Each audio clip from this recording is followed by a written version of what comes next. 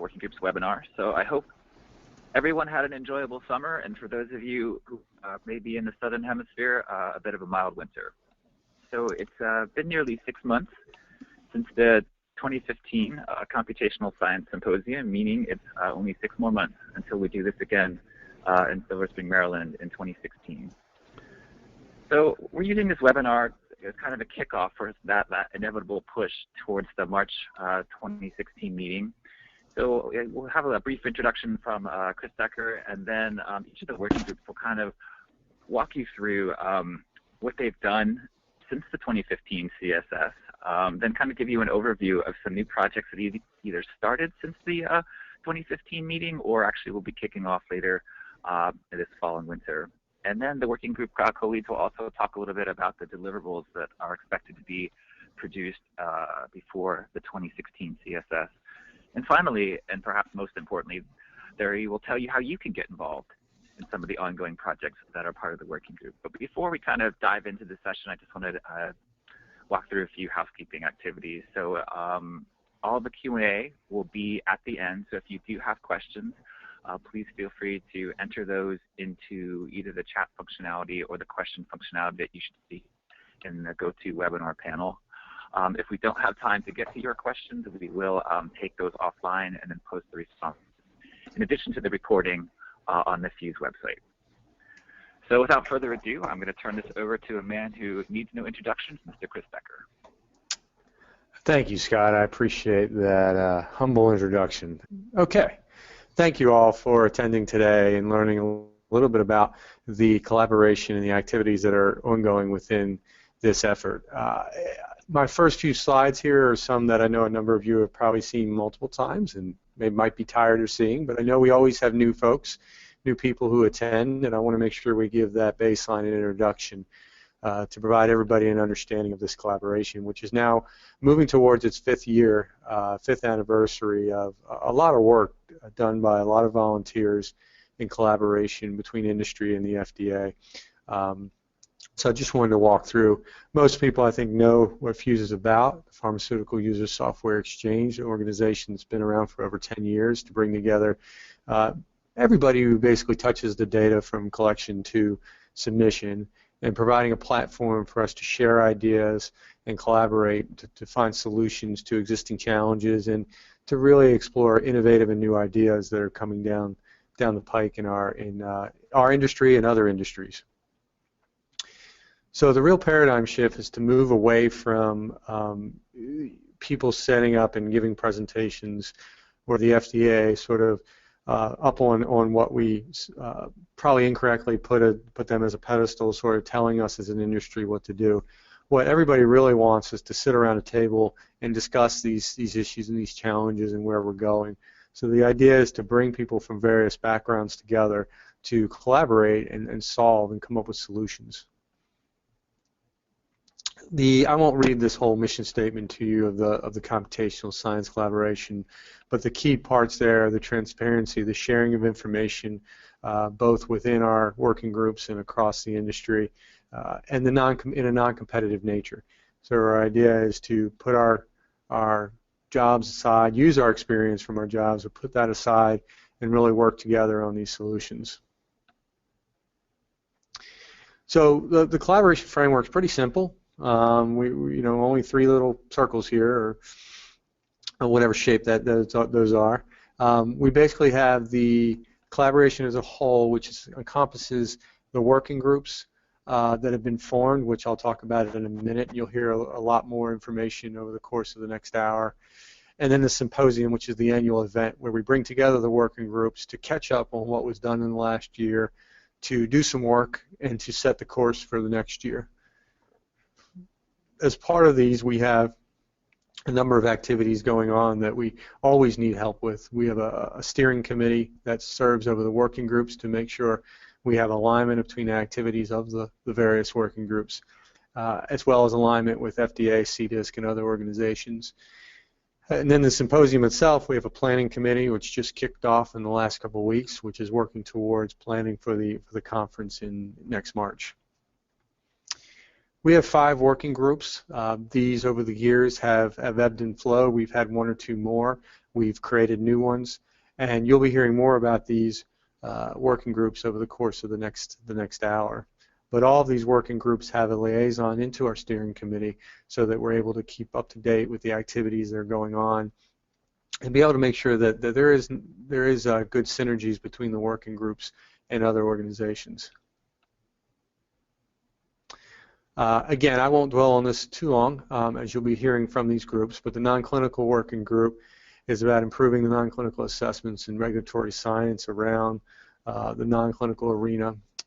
The optimizing the use of data standards is working on identifying gaps that prevent FDA and industry from really optimizing and using the data standards. So we work very closely in this group with CDISC, where CDISC is developing the standards, and this group is really focused on sort of a test bed of implementation and working on those gaps and challenges and new things that we can feed back to the CDISC organization. The Semantic Technology Group was formed out of our Emerging Technology Group about 3 years ago to investigate how the formal semantic standards can support clinical and non-clinical trial data, and there's been a significant amount of work in that area that Frederick will cover a little later on. Our Standard Scripts Working Group is about establishing a platform for collaborative development of program code, white papers, for standard analyses that the industry can use and to share that information across the industry. And then our Emerging Technologies Working Group. This is kind of our incubator working group. This is where new ideas come into the collaboration, and we incubate them in this group. We form different projects that look at new technology, new ways of doing things, and some neat things have come out of this group. As I mentioned before, the Semantics Technology Group was originally in this working group and did so well as a group they moved into their own working group. So Jeff later will be talking about some of those new ideas that are being sort of bounced around in this group. So I want to introduce or talk a little bit about the Computational Science Symposium coming up in March of next year. We actually have our PhUSE annual conference, which is in 4 weeks in Vienna, and we will at that conference be having a 90-minute discussion club session on the working groups where we'll give an introduction to all the activities that are going on and then actually have some breakout sessions where we talk about a number of the projects that are moving forward. But next March is when we'll have our annual Computational Science Symposium. As I mentioned before, it'll be our fifth event that we'll be having in Silver Spring, Maryland from March the 13th to the 15th. Just a couple of dates upcoming. Well, the first point is this year the FDA, where they've been participants in past years, are actually working with PhUSE to be a formal co-sponsor of this event. So it will be an FDA and PhUSE co-sponsored event in the spring, which will continue to just add more FDA contribution to the room and to the various working groups. Last year we had, I think, over 40 or 45 FDA attendees who contributed in all aspects of the various working groups. So with this co-sponsorship and continual stronger relationship with the FDA, we'll continue to have more participation and involvement from the organization at this year's March event. The registration will open November the 2nd, so about 2 weeks after our annual event ends. We will open registration. The early bird registration and call for posters ends the 3rd week of January. But I wouldn't wait that long because from past experience, we will fill up, just like our annual conference sold out about 3 weeks ago. We do only have room for about 300 attendees given our location and collaboration. So I strongly suggest people sign up early or as early as they can before this runs out. And I think I'm jumping ahead a little bit from some of the things that Scott was mentioned before, so maybe I can share these at the end as well. As I mentioned, the Computational Science Symposium in March. We are also exploring a European, we're calling it sort of a mini Computational Science Symposium sometime next year. Again, something we're just exploring right now because of the interest and the attendance of European colleagues. We have our PhUSE dashboard. It's on the PhUSE website, and if you just go to the PhUSE website and look for this working groups button on the left, you'll see links to the dashboard, the list of deliverables, and then deliverables that are under review. And if you want more information, you can go to the PhUSE wiki, different place. So remember to see that, look at that PhUSE wiki there, the working groups, and there's ways to contact the various working group leads and get in touch with people, as well as get on a mailing list for various groups. If you have an idea for a new project, if there's some burning issue in your company or some emerging technology you think might be valuable for the industry, feel free to submit a new project, and our steering committee will discuss that project. We also always need helpers on our technical team. So as part of this collaboration, we do a lot of work around supporting the wiki, collaboration tools, and so on. So we can always use help on our technical team to support the efforts of the working groups. And that's about it. So I just wanted to give the introduction, and now we can get on to the real people who are going to tell you about the working groups. So I'm going to have to Mary Nielsen, who's one of our co-leads of our Standard Scripts working group. So. All right, so I'm Mary Nelson. I'm one of the industry co-leads for the Standard Scripts working group. So I'd be happy to share what's been going on within this working group since the last conference. There we go.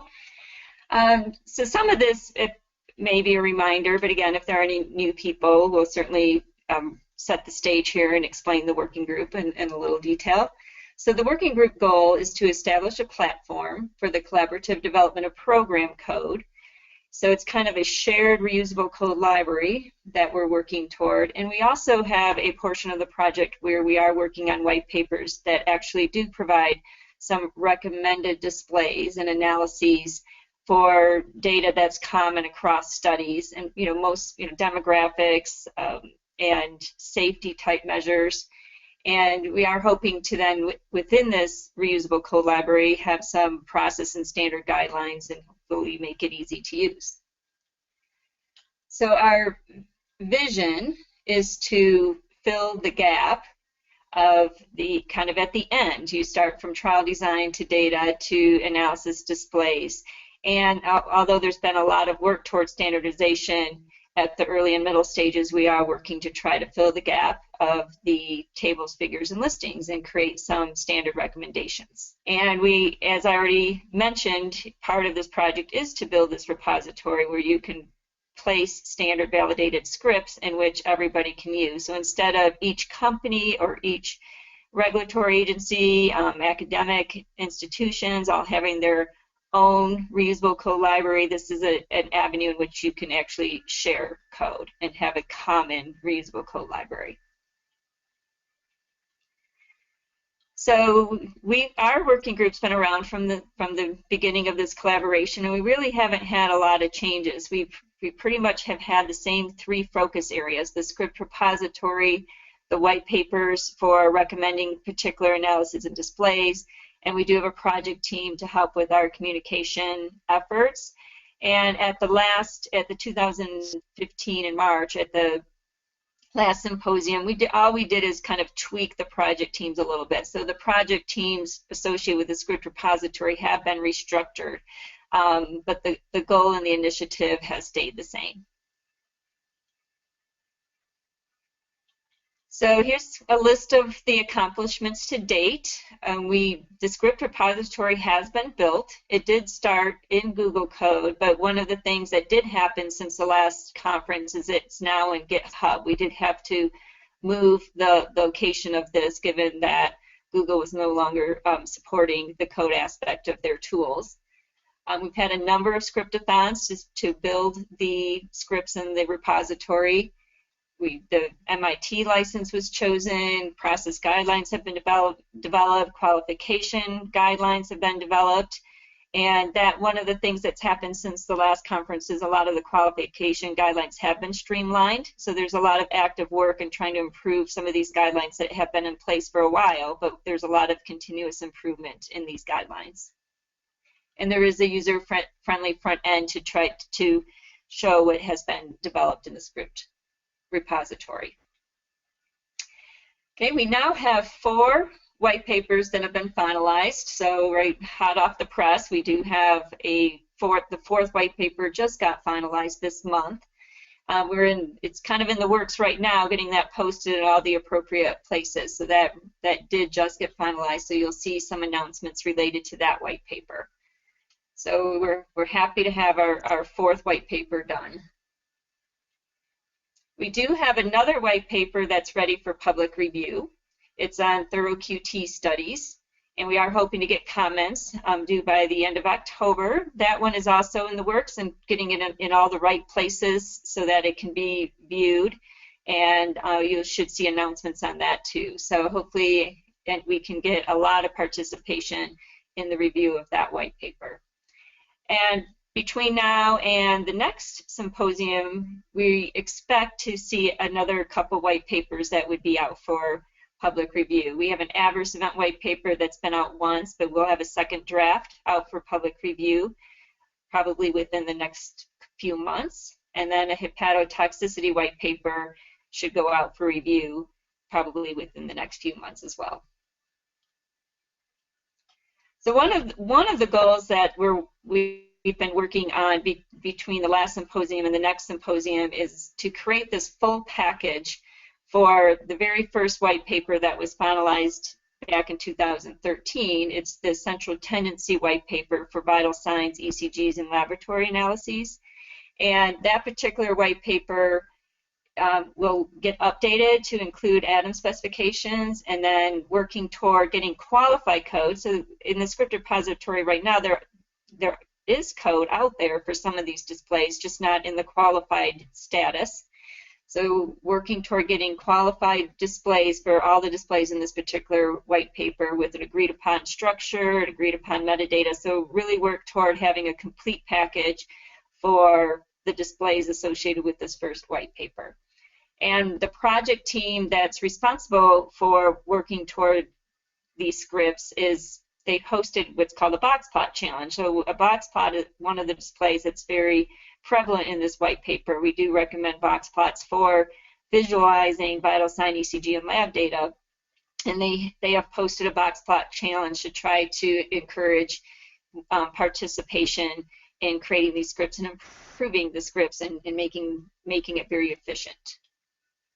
And so that's a new effort that just started.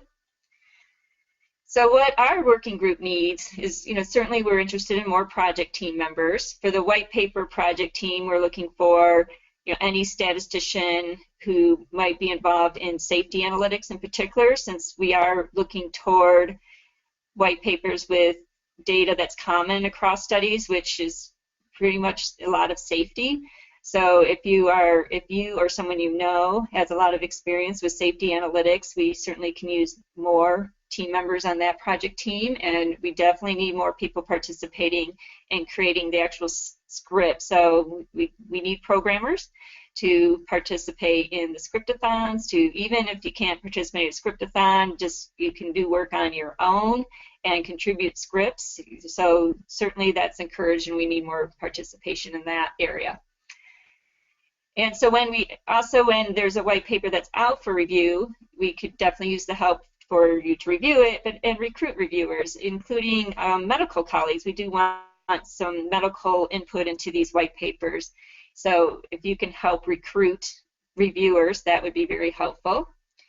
And now that we have 4 final white papers, we encourage its use. There are a lot of great thinking in those white papers, and a lot of good thoughts, a lot of good recommendations, and certainly it's hard if a company has standard code and standard analyses that they're used to doing. I know it is hard to change, but we do encourage movement in that direction. There's a lot of improved displays, a lot more visual displays, which the industry is moving toward anyway, and there are a lot of good ideas on how to do those visual displays for safety data.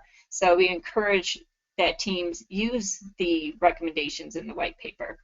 And you can even link to the white papers from your statistical analysis plans. You can say something like, we plan to analyze the data as recommended by these PhUSE white papers. So linking to the white papers from your analytical planning is something that we're hoping to achieve. And certainly keep your eyes open for existing scripts, even though we are focusing on scripts associated with the recommended displays in the white papers. It's really open for any script. So if you're aware of a program code that does a unique analysis and really doesn't have a place to put it, our script repository can be that place. And we always need help with advertising that this effort is going on. So how to participate, I won't go into too much detail, but as already mentioned, there's a place to click, join a working group now. Our particular working group, we have 4 different list box groups. One that's meant for the entire working group, one that's meant for the people who are participating in the white papers, and we have another one for those participating in the script repository. And we do have another one that's meant for people who want to participate in reviewing the white paper but not necessarily want to be part of this project or can't attend the meetings or can't help author a white paper. But if there's anybody who wants to just be notified when a white paper is ready for review, we have a special group code for that. And then we do try to keep our wiki pages up to date, so there's always notices there on how people can participate. Okay. I think I'm done. Let's move it on to Frederick, right? I think so. Okay, so we're good to go. So I'm Frederick Malfe. I'm one of the co-leads of the Semantic Technology Working Group, and I will be talking you through the different projects that we have and what people have been doing and are currently doing. The mission is, I think Chris mentioned it in his slide, is to have a look at and investigate and see how formal semantic standards can fill the gaps in the whole life cycle when you go from protocol to submission. So in the past and still today, standards are often developed in isolation in islands. You have C- for collection, in CDISC, SDTM for tabulation, and so on. And as you start applying standards, you get more and more the need to look at it more from a holistic point of view and to support the complete process from protocol to submission.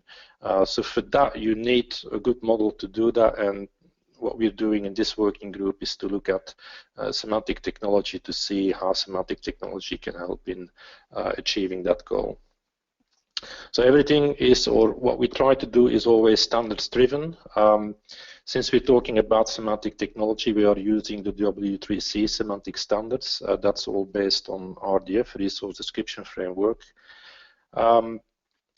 In terms of CD standards, we try to express those in another standard, which is ISO 11179 for metadata registries, and obviously we have the existing CDISC clinical trial standards that are available and that we want to express not just as Excel files and PDF files, but in a proper model that is executable and on which you can build systems. We don't have time in those 10 minutes to go into all the technical details, but I do have a few slides where I have some pointers for you if you want to get more information and get more into the technical side of things where you can have a good starting point. So in terms of the working group leads, in addition to myself, there's Scott Balevuni, Jeff Lowe, and Mitra Roga. I'm not sure how Jeff does all this stuff because he has this other working group as well. So, in terms of the projects that we have running, we have one that came a little bit off the radar, but which I want to bring back up again here because there were some interesting developments this year. And I'll be looking a bit back more than 6 months ago, which is how to represent the CDISC standards in RDF. We have a lot of attention going on going upstream from the CD standards, the foundational CD standards, to look at protocol and study design in RDF. We have a group who is getting very hands-on with RDF and R, and to see how can we use RDF, the RDF data cube, to represent analysis results and start working with that. And then we have a new group that started at the previous symposium, which is going to look even more upstream before the protocol, which is to look at clinical program design and see how a model around clinical program design can be developed. I've put on some names here for each of the projects. Other slides have been shown where with links to the PhUSE wiki. If you go to the PhUSE wiki and you follow the link to the Semantic Technology Working Group, you will find pages for each of these different projects, and for each project you will find names there with email addresses. So if you are interested in a particular project here, please don't hesitate and send us an email. I'm going to start with the first one, the city standards in RDF. That's something that we started on 2.5 years ago. In 2014, we published a bunch of models in RDF that represented C-SDTM, Send, and Adam, including terminology and even the domain assumptions. That was quite a bit of work where Ron actually went through all the PDF files and copied everything out and got everything into the models, linked it to the SDTM variables, etc. So that was a very nice piece to add. So that has been on GitHub for a while, but then in 2015, also talking to CDISC, who was very interested in actually taking ownership of those models, we created an RDF reference and a user guide. We went through CDISC public review for those guides in first quarter this year, and then just at the end of July this year, the Standards Review Council of CDISC made the final approval.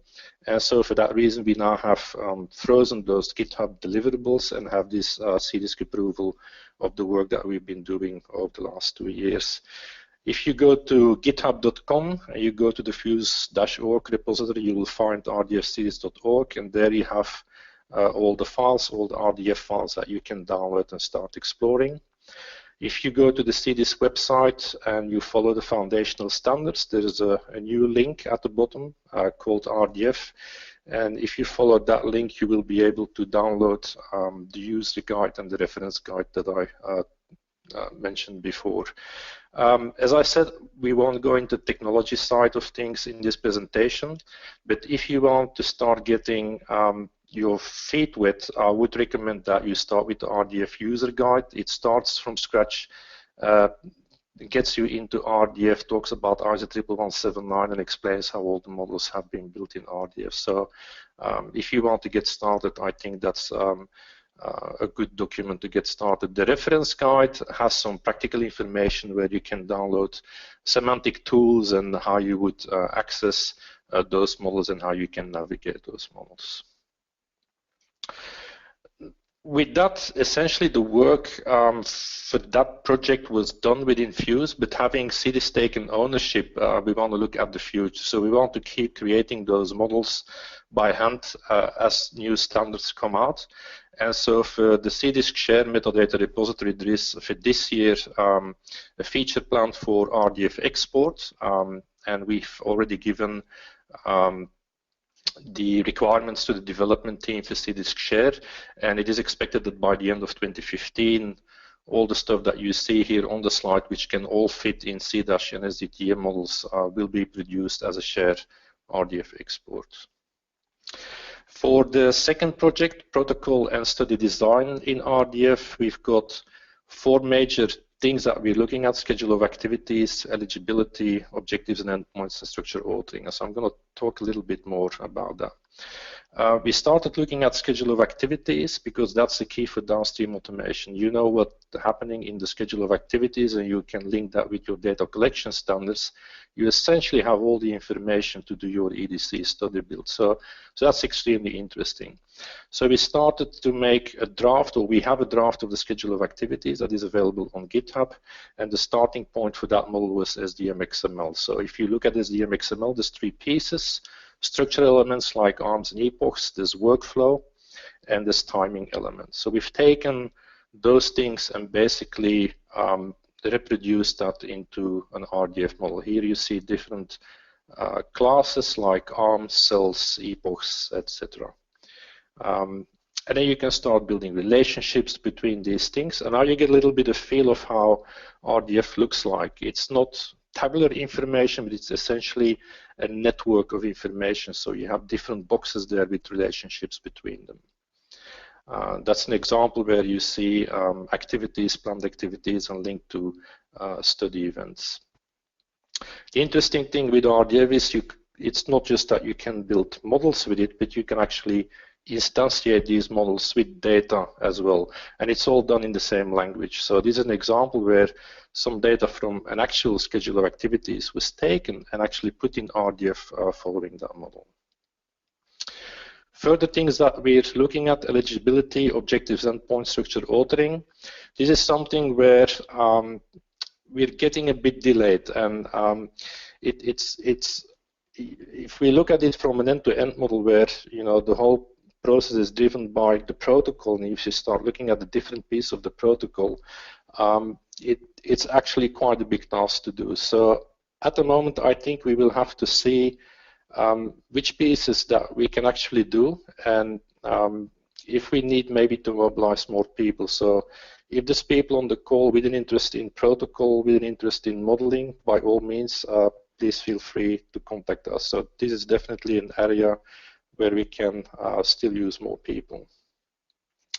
There was at the last intra change a few weeks ago a session about collaboration opportunities. So we looked at where do CDS, CPT, and PhUSE overlap, and this protocol piece from the semantic technology point of view was definitely something that has a big overlap in there. So I hope that in the coming few weeks we can look at collaboration opportunities and maybe get to a point where we don't have to solve the whole problem on our own, but actually can work with other groups and get dedicated resources to actually get this work done. The third team, analysis results in RDF. These are the guys that really get their feet wet. They get into the nitty-gritty detail of the RDF. They're looking at making interface from RDF to R and then apply stats and get all the information out. One thing that is finished today, for which a draft is available, is a technical specification. So the starting point for this group is, again, a standard published by the W3C, which is called RDF Data Cube, and the idea is there that you can represent your analysis results basically in a cube with dimensions that you can slice in many different ways and then start analyzing the data from different points of view. RDF Data Cube is quite a big model, so this technical specification gives recommendations how you can use that data cube if you're going to use it for analysis results for clinical trial data. So Tim Williams has done a lot of work for that technical specification. Then there's work around an R package to link that up with an RDF data cube and to read information from a data cube, get it into R, and then do an actual statistical analysis on that.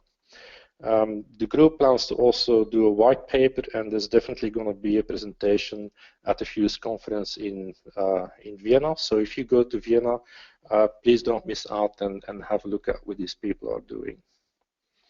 So this is the technical guidance that they're working on. It's really take the RDF data cube as a specification from the W3C and then give guidance how you can use it for specifically if you want to use it for clinical research and development data.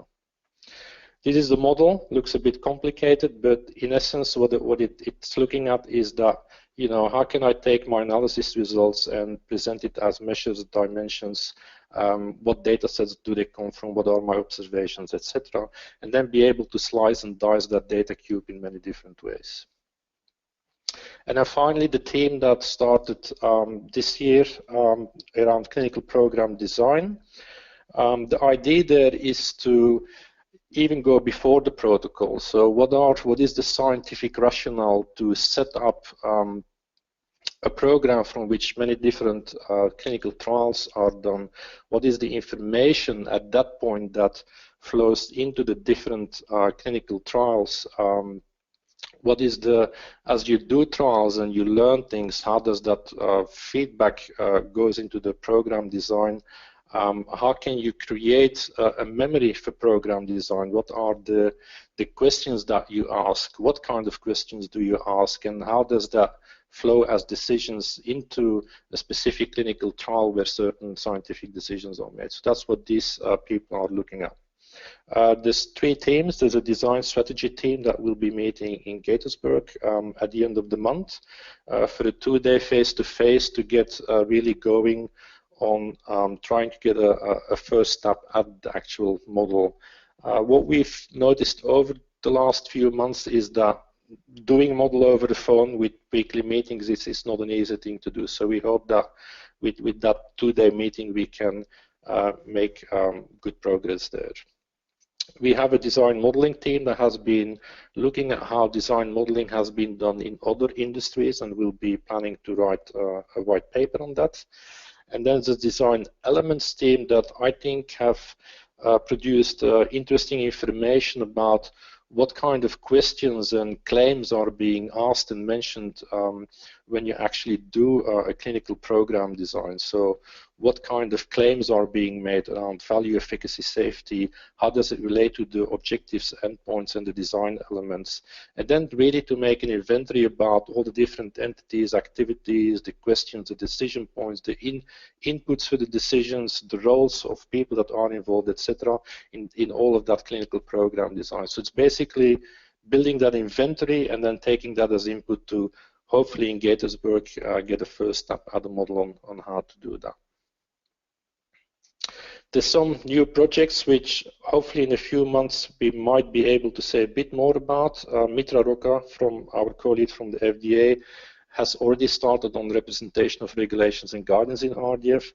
That is potentially an interesting one. If we have regulations available in RDF and we can link into those from other models, then you can imagine if you have an RDF model for a clinical program design or for a protocol, each time where you make a certain decision that is linked to a regulation, you could actually make that link into that other RDF model and make that available as people navigate through that information.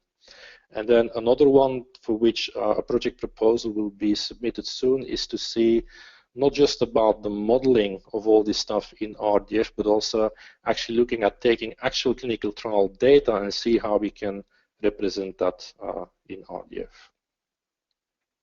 And with that, I will handle over to the next presenter, which I think is DJ. All right. Can everyone see the full screen? Yep, looks good. Perfect. So welcome. My name is DJ, and I'm the co-lead for the Optimizing Use of Data Standards Working Group.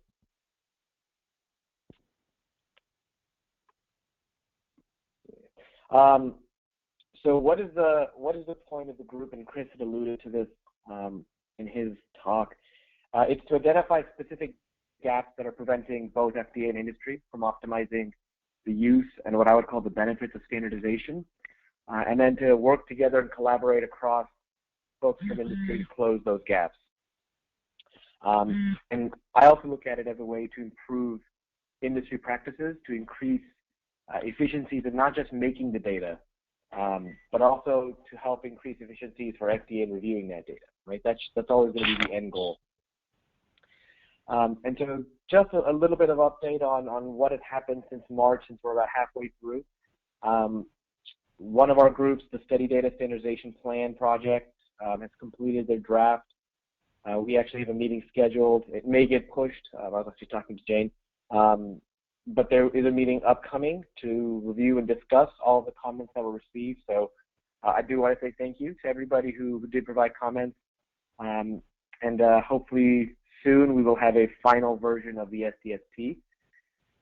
Second is the legacy data conversion plan. We're in the middle of finalizing that template for review and comments, again, prior to the CSS. We're looking to get some FDA participation, and so once we have a final review group, we'll be going through that process, hopefully having that finished again before the meeting, so that people can start using that plan as well. The third item, which I look at as an accomplishment, is, and I say that because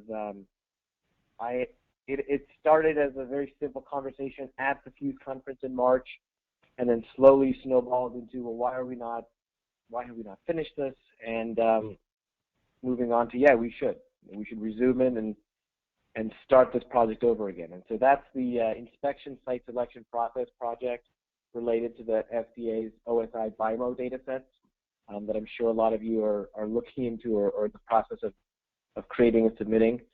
And then the launch of 2 new project ideas, which was a direct result of the conference in March. And I'll get into both of those, but the idea is to identify discrepancies across the board, and then a metadata-focused project. And so a little bit of highlight on what those projects are. The first is, as I mentioned, the inspection site selection process, which is a re-up from 2012, based on the draft guidance that FDA put out. I believe it's still in draft, but the idea is that FDA wants to see site-level data, and it's to help improve and expedite their selection process for site inspection. And so right now, the team is in the process of completing a gap analysis between the FDA's needs through that draft guidance and the available data in current CDIS data sets. And so the idea and goal is to have that analysis document completed by the end of the year. There's also discussions about potentially getting that information from other sources, and so doing some other gap analysis documents, looking at things like the XML metadata, the HL7 messages, to see if there are other ways to get data for people to use. And so that may or may not happen early 2016. It may be something that we discuss at the conference, and so that's still up in the air, but there should be an upcoming document by the end of the year for you all to review.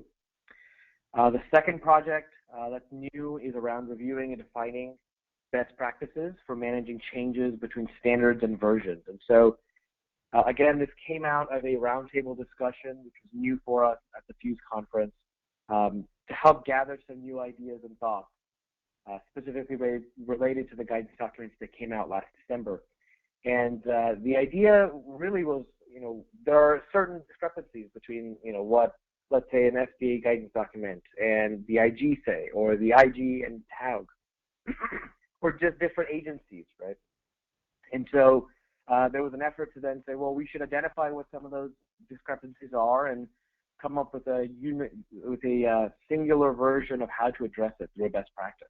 So that group is going to start hopefully meeting in October with a couple of folks that were out of town and traveling and so forth. And so we're going to be sending out an email or when is good to find out what days and times are best for people who are interested.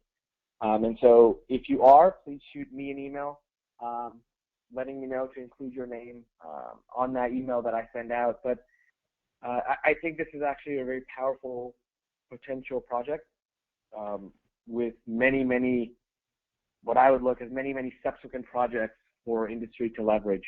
And I think the key here is because everybody has studies that are going to adhere to different versions or that have started at different times, a common issue that you might have, a discrepancy, you're going to have to understand how do you deal with it from, for let's say SDTM across versions.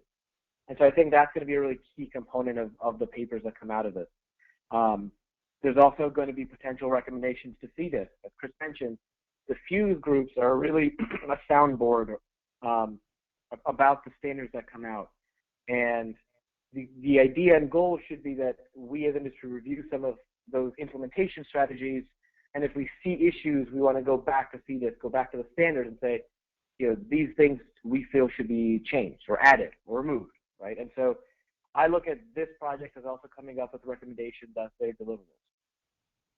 The third new project is around metadata, and so one group is started discussions on in collaborating with some previous projects that had been completed around the study data reviewers guide and analysis data reviewers guide, around just finding out more around the data set metadata and comparing it between what's being put in the defined files versus what's being put in the reviewers guide. And they're looking at things like focusing on the open areas of the templates. How do you handle sort of longer detailed information? What do you do when there's overlap between documents? How do you address that?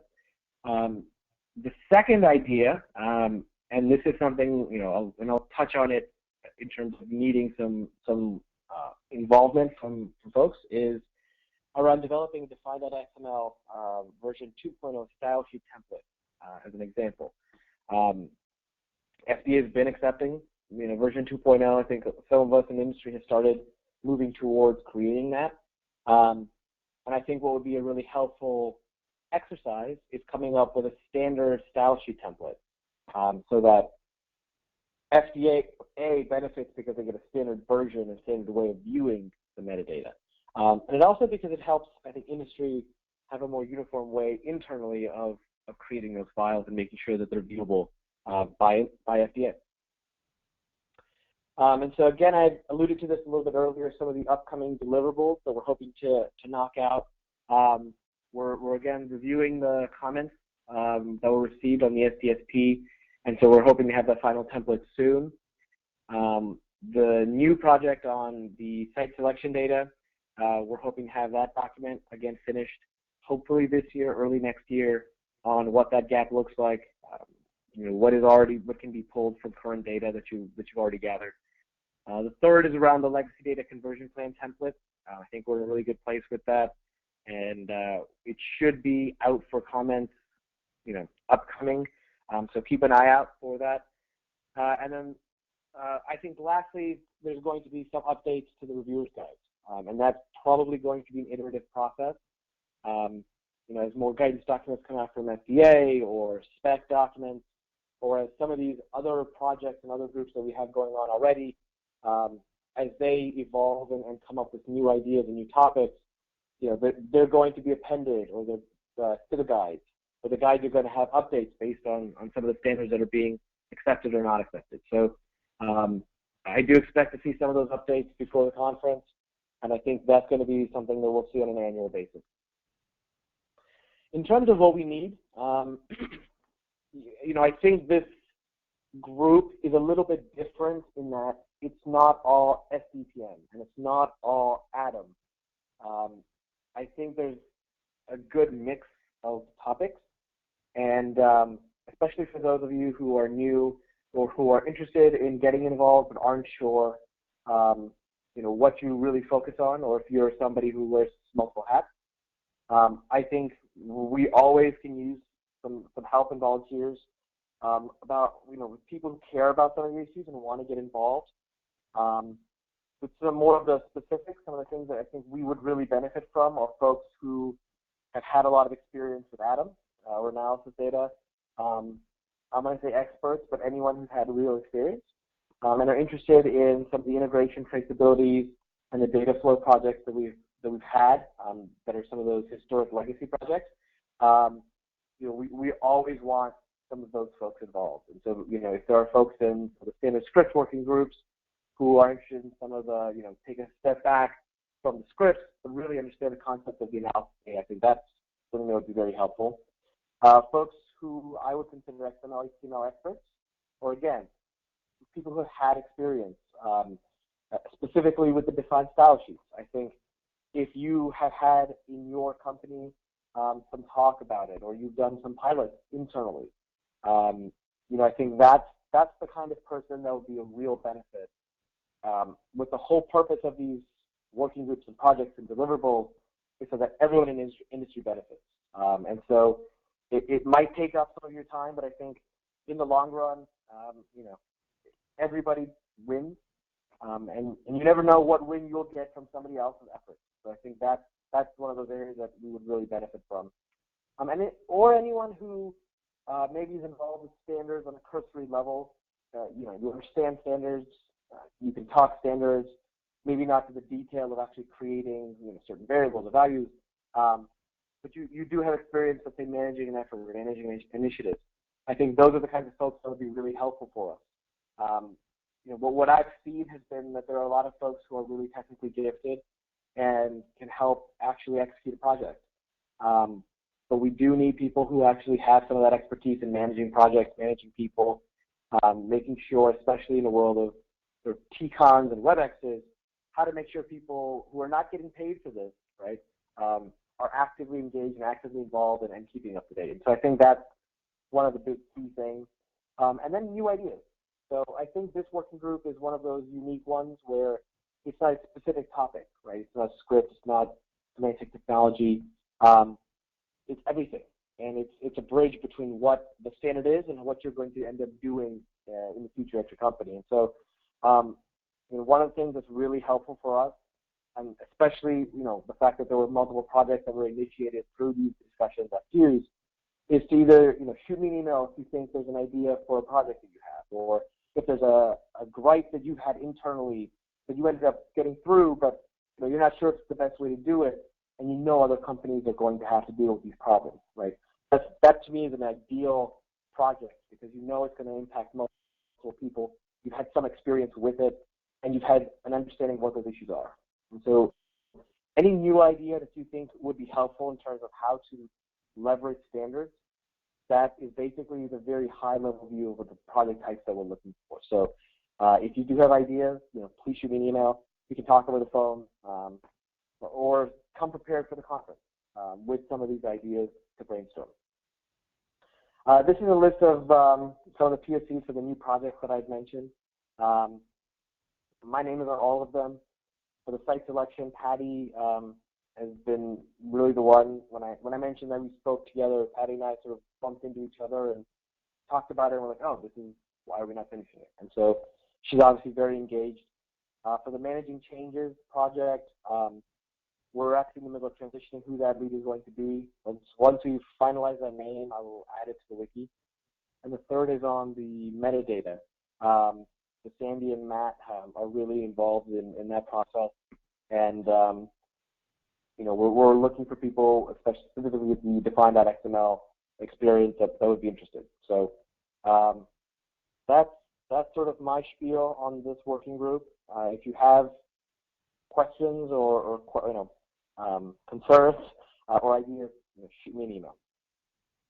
So with that, I'm going to send it to Sue. Okay, great. Hello, everyone. I'm Sue DeHaven. I'm the industry co-lead for the non-clinical working group, and I will give you an update on what we're doing lately. Like other people in the working groups, I just want to refresh you on what is our mission. It's been stated at the beginning of the Computational Sciences Symposium at the first one, to improve the non-clinical assessments and regulatory science by identifying key needs and challenges in our field and then figuring out how to solve them.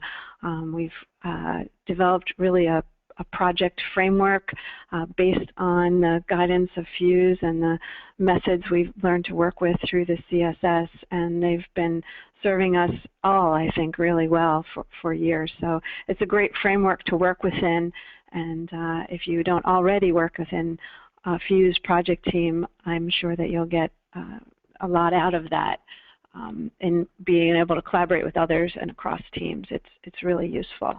And we've learned a lot of informatics approaches from each other, from groups like the Semantic Technologies team and the Emerging Technologies group, to apply to our own non-clinical world to solve non-clinical challenges.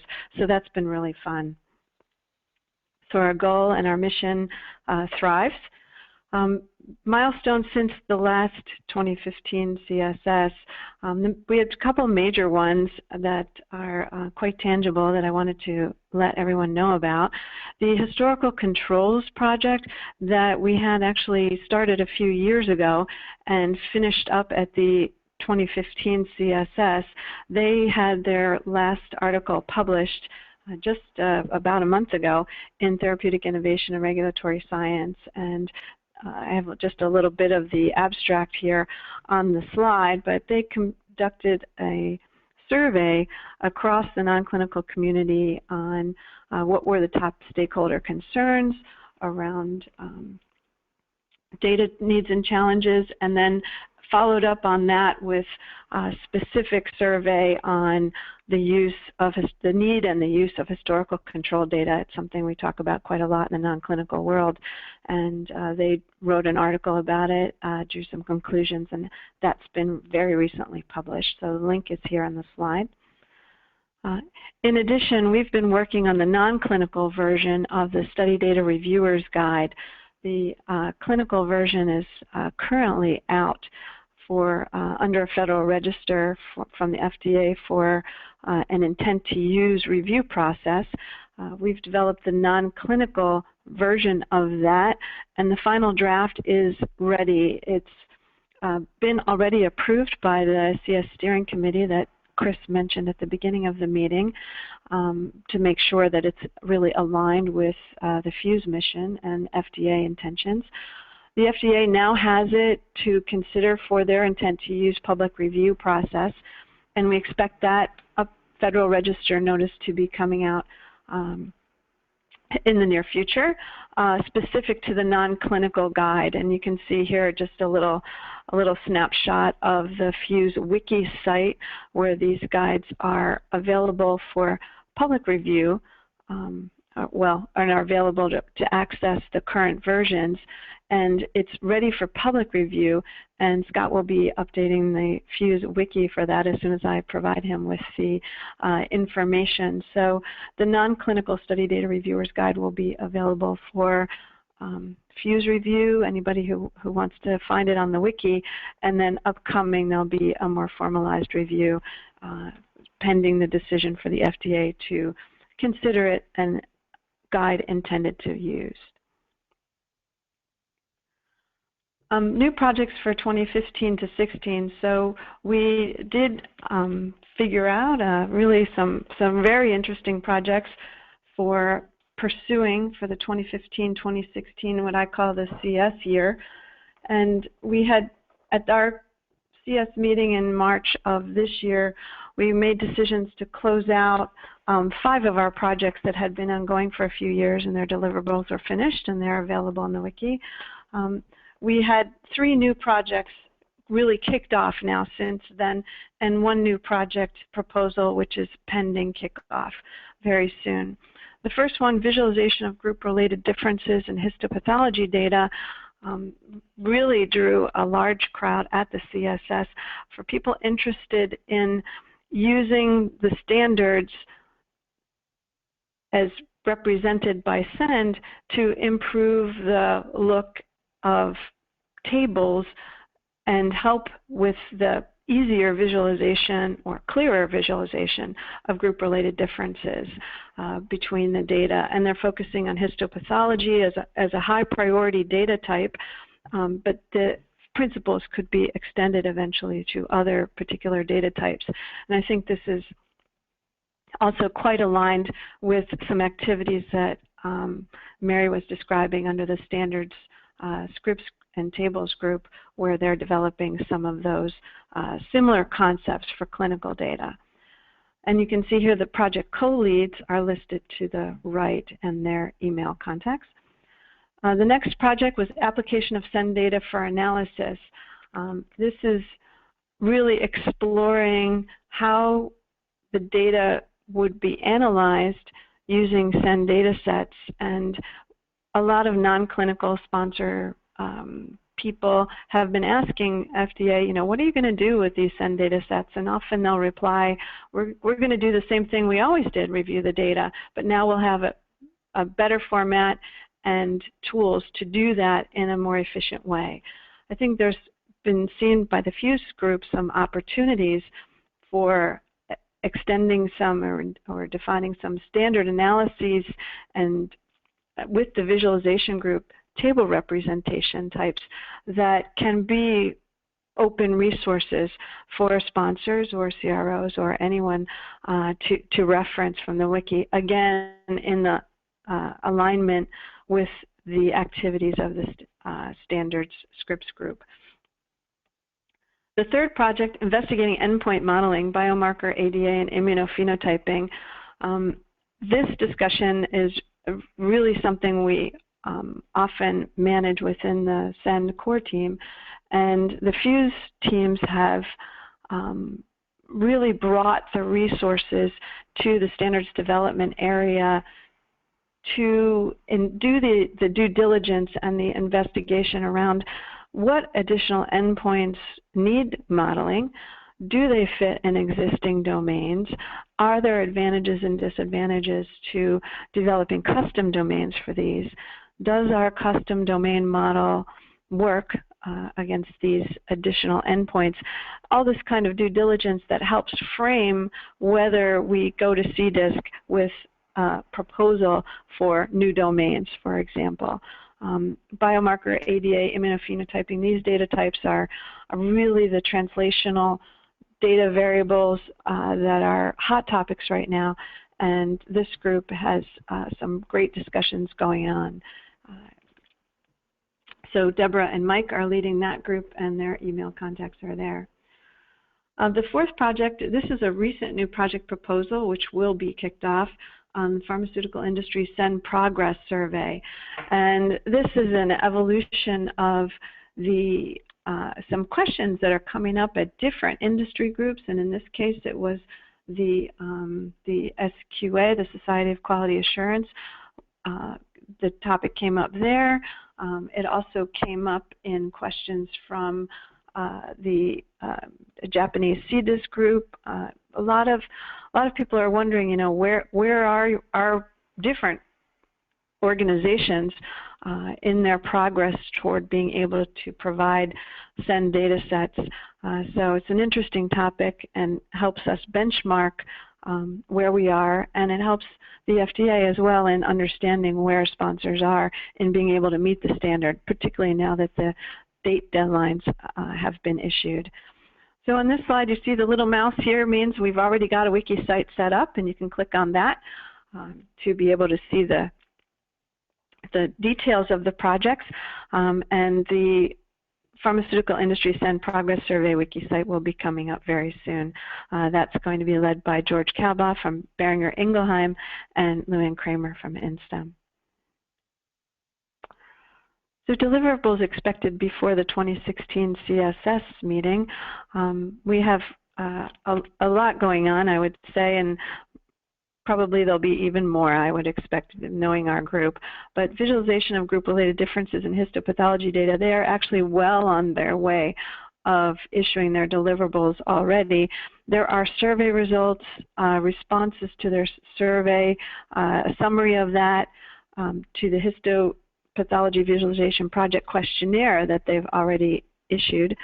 There are multiple examples of data visualizations from different sponsors, CROs, and vendors, and they have also proposed, and I can let Scott know, a PhUSE webinar presentation anytime before the 2016 CSS, and they're planning a poster on the conclusions of their project for the meeting in March. The application of SEND data for analysis, they're leveraging deliverables as well from development of standard scripts for analysis, as I mentioned, plus cooperating with the Visualization of Histopathology project to publish a white paper on best practices or optimal ways to use SEND data sets for analysis. And they have ongoing posting of various table samples on the wiki. So it's interesting from both of these projects are opportunities to have a look at what some of the other sponsors, CROs, and as well as software vendors are providing for representations and analysis of data. The investigating endpoint modeling group for biomarkers, ADA, and immunophenotyping, they have a really nice description of their project on the wiki and indicating they're starting with these hot topic data types, but are approaching their project with the broader holistic view in mind of other data types as well, which are not currently modeled. They are planning to issue a white paper exploring the modeling of endpoints in the context of the rest of the picture, really what clinical has done with these particular endpoints. We always try to ensure alignment with clinical where possible to facilitate translational understanding of the data, and if something is different from clinical, for us to explore and understand why that is, and with scientific justification. They will provide guidance of when custom domains are recommended, needed, or when existing domains can or should be used. This is a question that comes up sometime with a new variable of, does it go in an existing domain, or do we need to build a new one? And so this white paper will help in describing the situation there, what the considerations are in making that choice.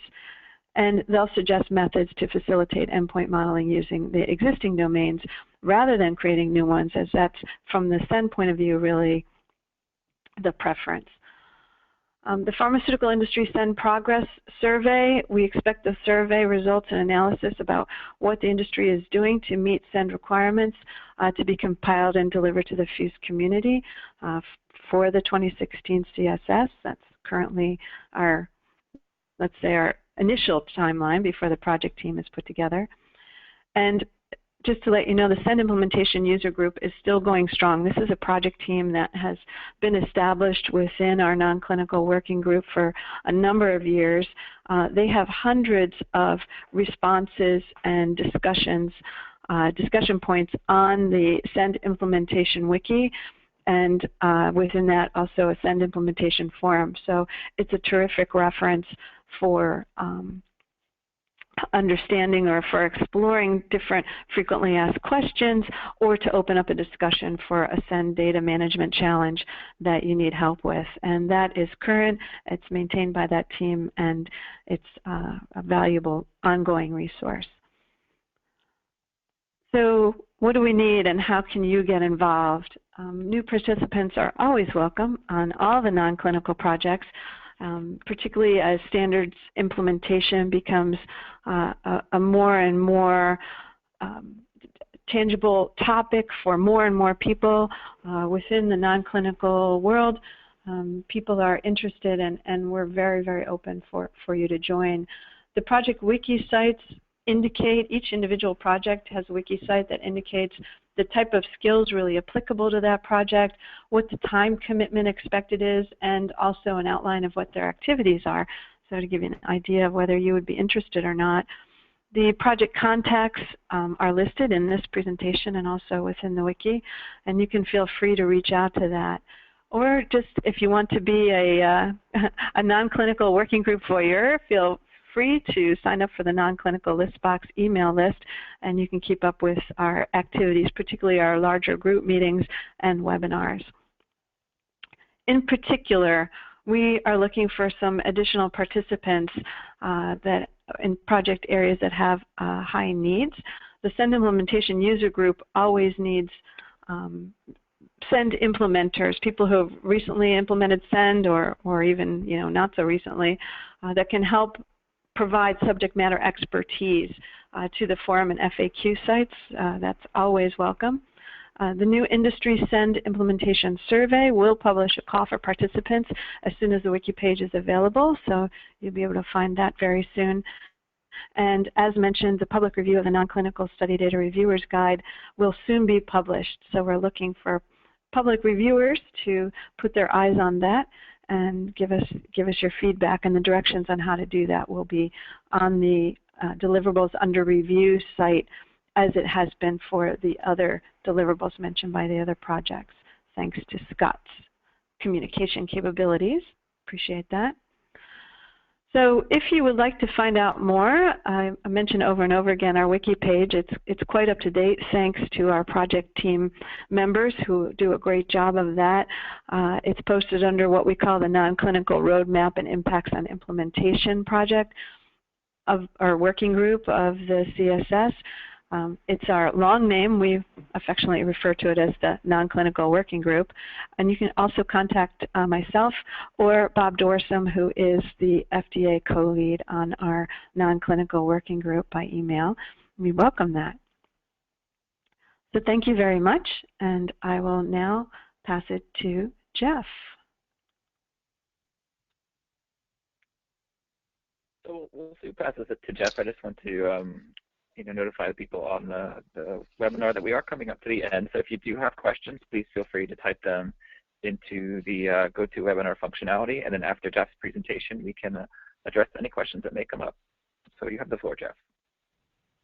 Thanks, Scott.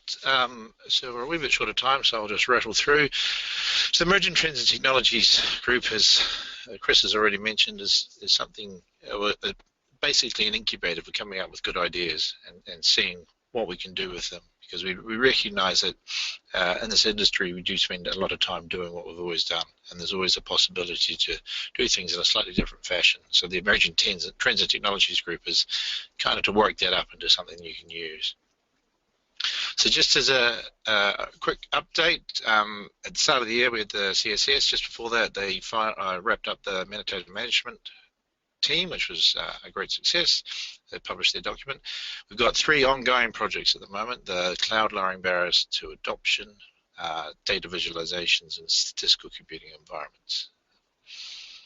So just to give a quick status update on either of them.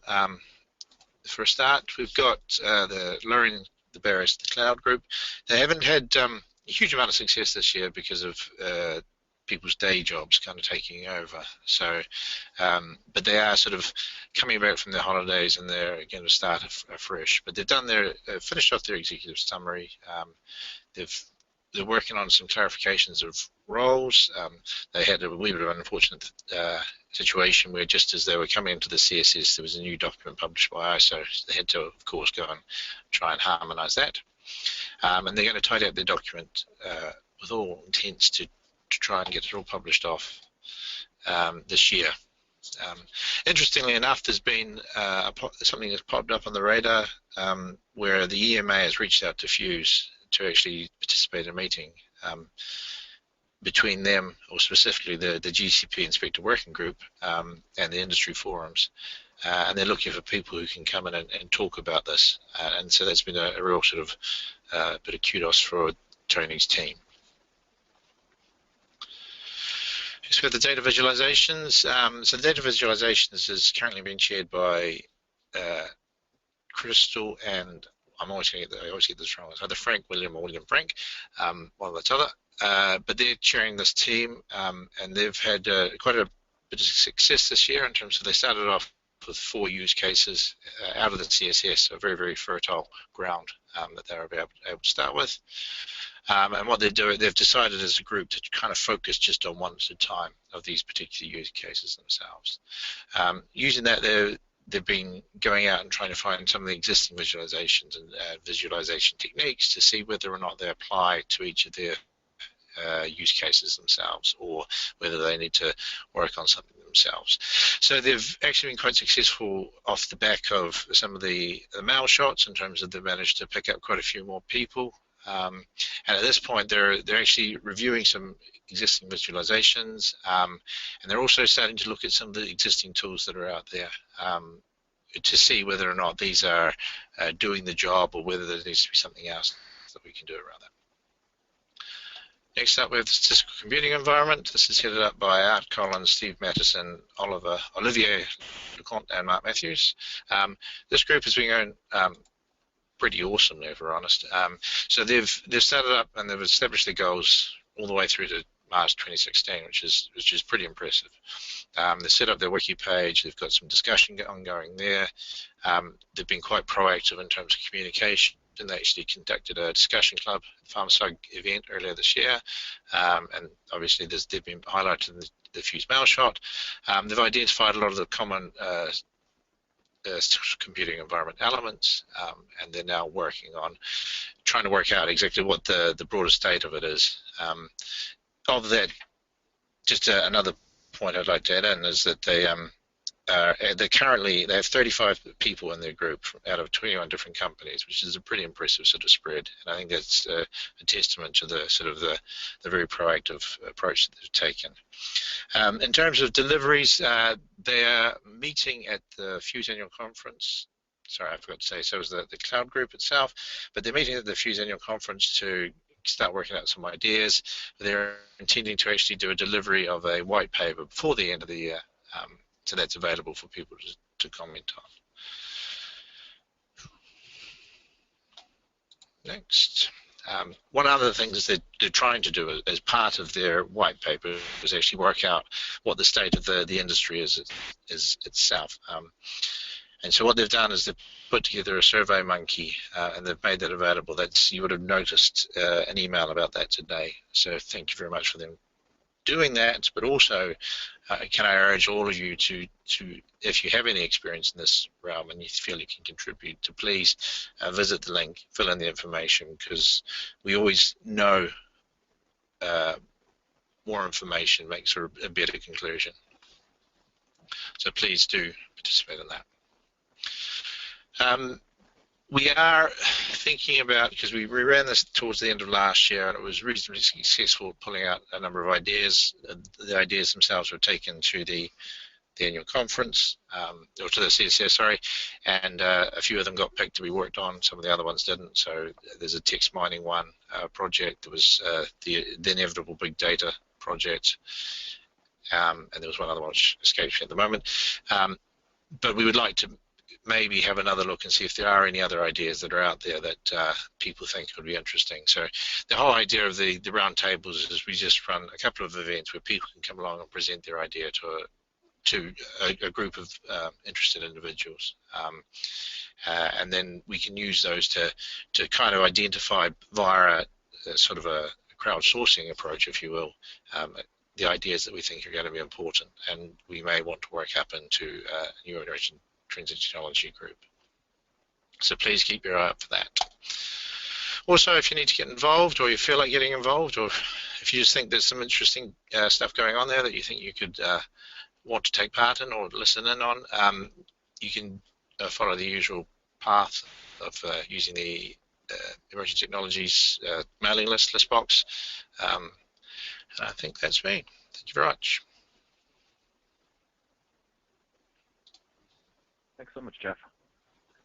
So we haven't received any questions, so in the interest of time, I will just wrap up the session for today and thank Chris and the working group presenters for providing a lot of interesting material. So hopefully those that are not involved in a working group project currently have a better idea of what is going on in the working groups and how you can get involved. And again, please feel free to visit the PhUSE website, visit our PhUSE dashboard, which has a list of all of the projects that are currently occurring within the working groups. Our catalog of deliverables summarizes everything that we've done to date, and as a few of the presenters have mentioned, there are some deliverables that are currently undergoing a public review, and please feel free, we would love to have your comments on those deliverables. And then again, as Chris had mentioned, the 2016 CSS will be upon us shortly. It is March 13th through the 15th in beautiful Silver Spring, Maryland in the United States. The registration will open after the PhUSE annual conference on November 2nd.